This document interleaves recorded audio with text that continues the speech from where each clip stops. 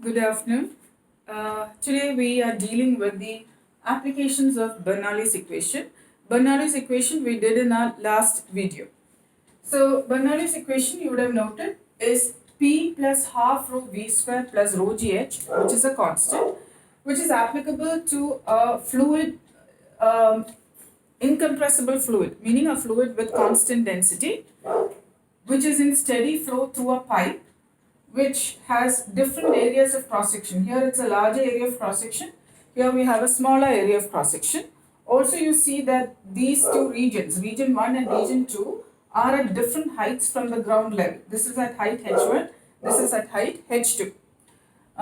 We have taken the area of cross section here to be A2, the pressure P2, and the liquid moving with a velocity V2, so that it covers a distance V2 delta T in time delta T. In region 1, we have area A1, pressure P1, and the distance covered is V1 delta T because the fluid is moving with a velocity V1 at region 1. And after the derivation, we got this equation as the Bernoulli's equation, where it talks about, we got it like this. The pressure at region 1 plus half rho V1 square plus rho G H1 should be equal to P2 plus half rho V2 square plus rho G H2. So that we may write the pressure plus this is the kinetic energy per unit volume and this is the potential energy per unit volume. So the sum of all these, the pressure, the kinetic energy per unit volume and the potential energy per unit volume for an incompressible fluid in steady flow is always a constant, and that is Bernoulli's equation. Based on this Bernoulli's equation, we are now going to look at its applications. The first application that we are going to discuss today is Torricelli's theorem. For that, we have a tank here. We are now going to discuss Torricelli's theorem.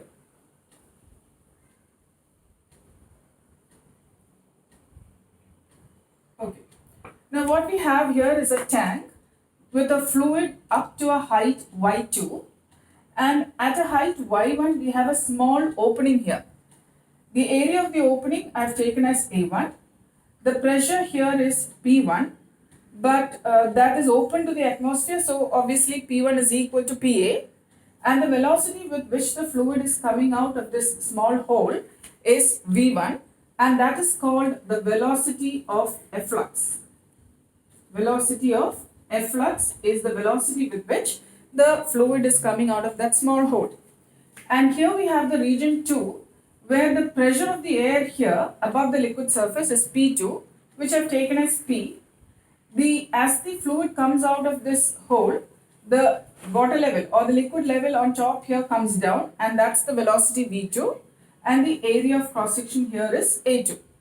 Now I'm going to apply Bernoulli's equation to region 2 and region 1. So we may write, in region 1 we may write P1 plus half rho V1 square plus rho G.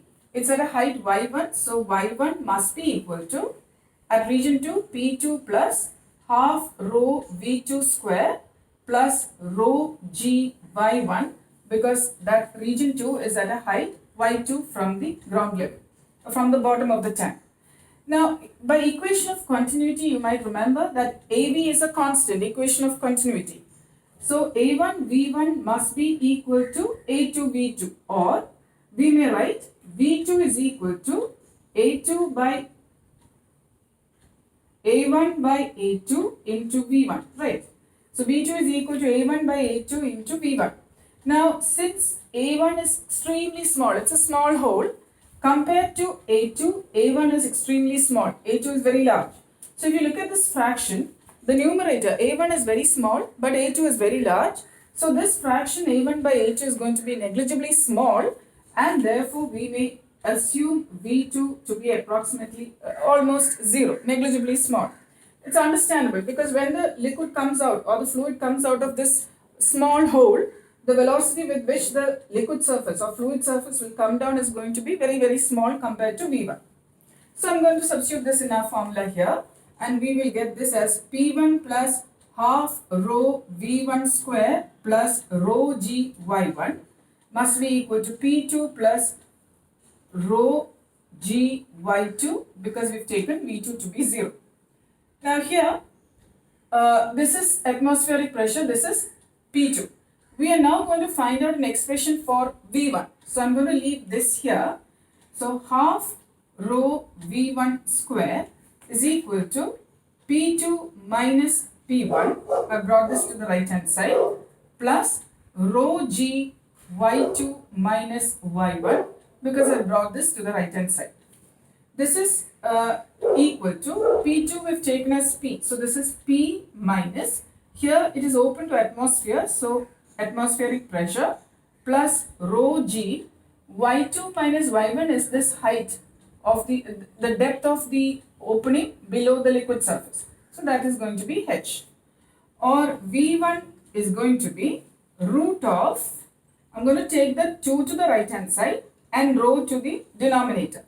So we have 2 into P minus PA by rho plus, this rho will get cancelled. So we have 2GH. Now suppose we have an open tank. So if this tank is open, then what happens is, here this will also become equal to PA. In that case, if it's an open tank, this is also PA.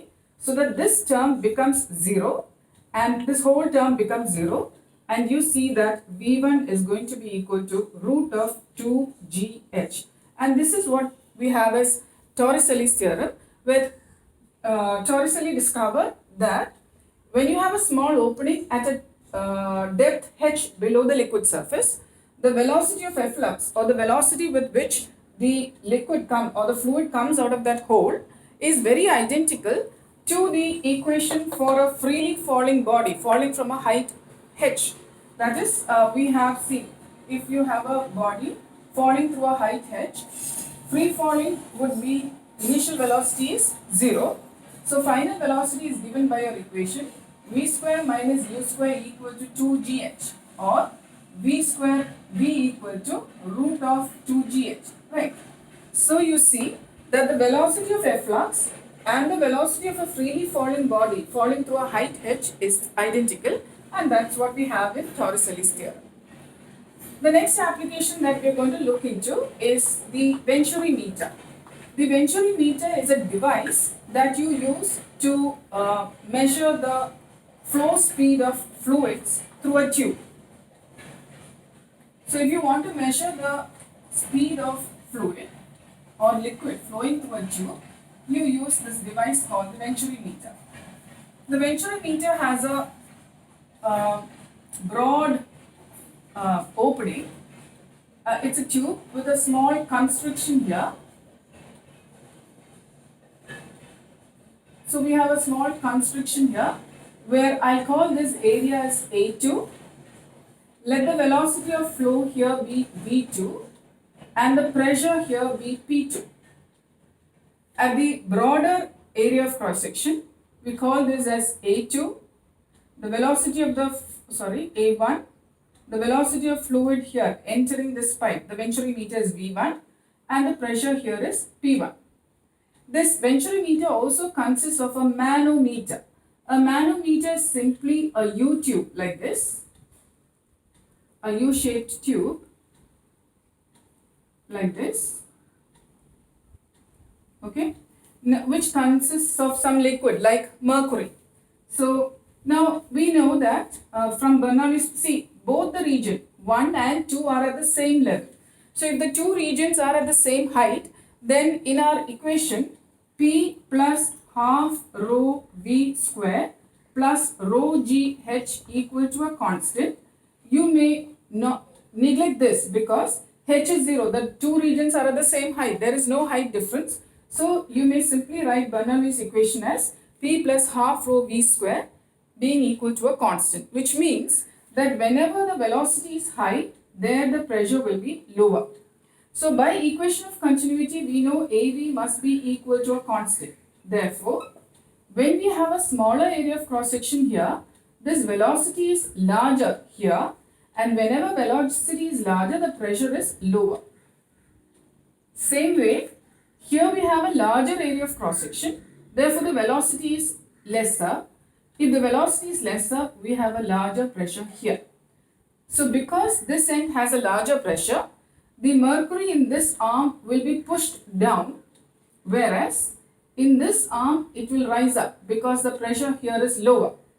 This difference in height between the two levels of mercury in the two arms is H, and we have already done in the beginning of the chapter that the pressure exerted by a liquid column at this point, the pressure exerted must be equal to H rho G, where I will denote the density of that liquid, that is mercury, as rho m. So this is the pressure difference. P1 is larger, P1 minus P2 is this pressure, which is H rho mg. Now I'm going to apply Bernoulli's equation to region 1 and region 2.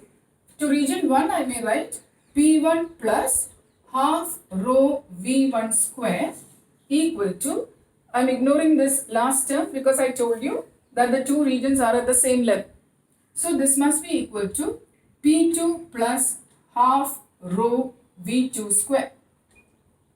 Now since we're going to find out the velocity of this liquid flow, that is, I'm going to find out V1.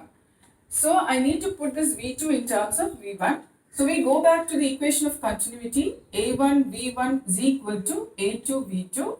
From there we have V2 is A1 by A2 into V1. This I will substitute here so that we have P1 plus half rho V1 square equal to P2 plus half rho. Instead of V2, I may write A1 by A2 the whole square into V1 square. So what we need here is V1. So P1 is larger, so I may write P1 minus P2 is equal to half rho V1 square bracket A1 square by A2 square minus 1. Because I brought this to the right, so it's minus 1. Now I need an expression for V1 square. So this is V1 square equal to, I bring this to the left hand side, 2 into P1 minus P2 by rho, and this also comes in the denominator. So A1 square by A2 square minus 1. Okay. Now I told you that this P1 minus P2 is this pressure difference here, which is given by H rho mg. So I'm going to substitute that, and so I may write from this equation V1 is equal to square root of, there's a 2 here, P1 minus P2 is this H rho mg. So that is H rho mg divided by rho into A1 square by A2 square minus 1. So we may find the velocity of the liquid flow at this end of this pipe. This is H is the pressure difference, it is a height difference in height between the level of mercury in the manometer. Rho m is the density of mercury. G, as you know, is 9.8 meter per second square. This rho is the density of the fluid in this pipe, and A1 is the area of cross section at the broader neck, and A2 is the area of cross section at the constriction. So knowing these values, you may find the velocity of the liquid flow through that tube. So Venturi meter will help you. It's a device which helps you to find out the velocity of or speed of flow of liquid through a tube. We next go into another application of Bernoulli's equation, that is heart attack and blood flows and heart attack. So we have here, suppose we have an artery which carries blood, okay, and because of deposition of what you call as plaque on the walls of the artery, probably because of your bad eating habits, eating too much of maybe fat and things like that, you have a deposition of this plaque on the walls of the artery. So we have blood flowing through this. So when there is a deposition of this plaque here, what's happening is this area of cross section is decreasing. as the area of cross section decreases by equation of continuity, which tells you that AB must be equal to a constant, the moment you have a decrease in area of cross section, there is an increase in velocity of the blood at the constriction. Now, Bernoulli's equation says P plus half rho V square must be a constant. I have not taken the last term because these regions I am taking at the same level. So, as soon as the velocity increases, you see the pressure must decrease. So, because of an increase in velocity at the constriction, there is a decrease in pressure and the external pressure will be higher then, and because of that higher external pressure, the artery will collapse, blocking the flow of blood, and this is how you can have a heart attack. So it is because of this Bernoulli's equation that at the constriction there is a decrease in pressure because of high velocity of the blood flow, and the external pressure is too much and there is a collapse of your artery. Then we also have what we call as the Magnus effect. Most of you who are into playing cricket must have noticed that it is more difficult to face a spinning ball than to face a straight ball. The reason is this, what you call as Magnus effect. So let's discuss the Magnus effect.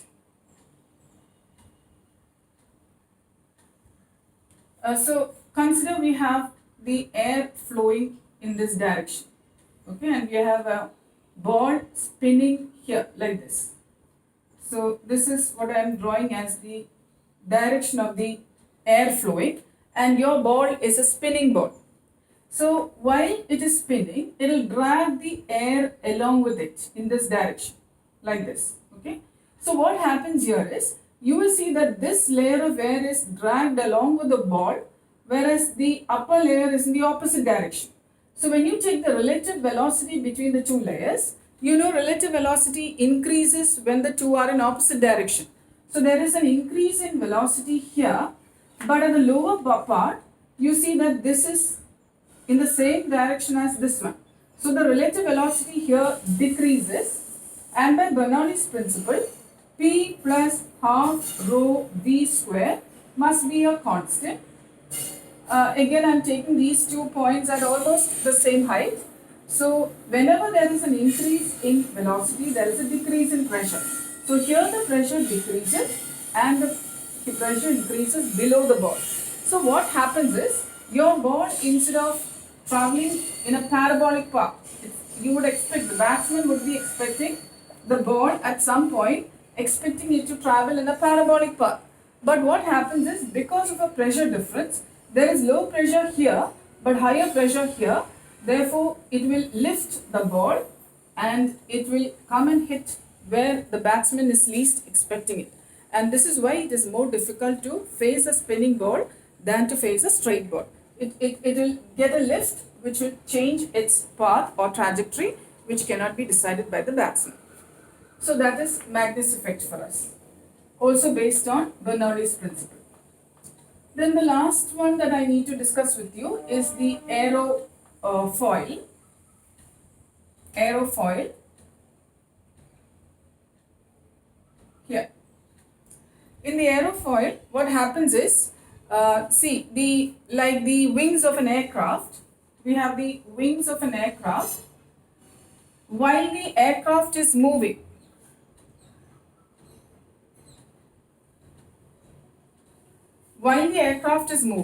the orientation of the wings is in such a way that the velocity of the air above the wing is higher and the velocity of the air below the wing is lower.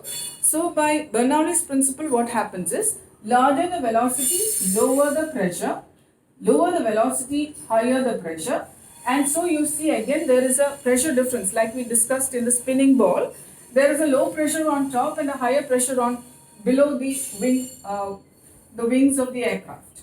So there is a natural lift or a natural force, an upward force, and that is what you call as aerofoil, which also works on Bernoulli's principle. So these are the few things that we need to discuss as applications of Bernoulli's principle. Also, you might have seen the atomizers, the perfume bottles and all, where you will have a small bottle of perfume here with a small tube that dips within the liquid. Okay. Here we have a Venturi channel. This channel, we have a Venturi channel here, and as you press you are creating air flow here. When the air flows through this Venturi channel with a large velocity, because of a large velocity, the pressure here will decrease by Bernoulli's principle. Because of a decrease in pressure, the liquid now moves up through the tube, and when mixed with this air will come out of that holes as a spray. So this is how an atomizer or perfume sprays and all work, which has a Venturi meter, Venturi channel. This is called a Venturi channel. So mixing up, there's as you press, you are allowing air to flow with a large velocity. Because of the large velocity, you are creating a low pressure which sucks up the fluid inside the bottle, and mixed with where it will come out as a spray. So these are the applications that are discussed in your textbook. Thank you.